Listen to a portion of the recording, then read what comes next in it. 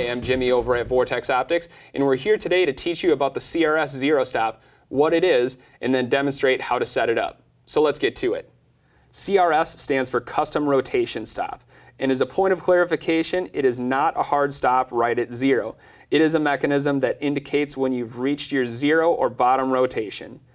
After dialing up for a long distance shot, simply rotate the turret clockwise in the down direction until the turret comes to a stop.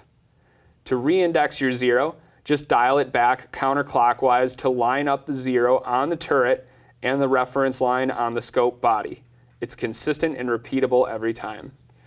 Before we can set the CRS Zero Stop, first you'll need to zero the rifle accurately at the range at whatever distance you prefer. Once we've accomplished that, now we can take a look at the tools that we'll need to complete the job.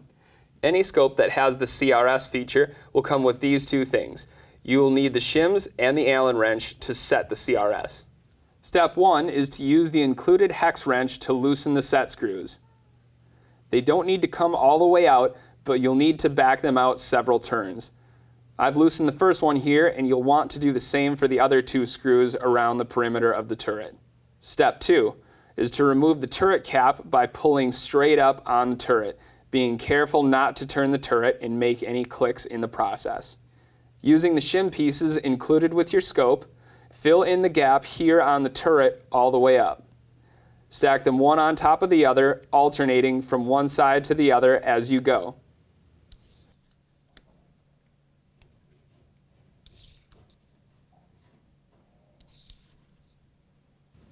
All right, the last shim is in place.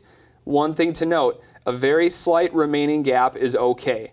If a shim piece doesn't slide into place pretty easily, don't force it. You don't need to use all of the provided shims. Step 4 is to reinstall the elevation cap. Line up the zero mark on the turret with the indicator line on the scope body and push down. The zero mark should fit neatly in the middle of the groove. Step 5, using the hex wrench again, firmly tighten down the set screws while holding the turret cap in place so the zero indicator does not move from where you had it. All right, I've tightened down the first one here, and you'll want to do the same for the other two screws around the perimeter of the turret. One last thing to note is that the CRS mechanism should only be utilized on the top elevation. There's no need to utilize this for the windage turret because you may need to dial in either direction to compensate for a crosswind.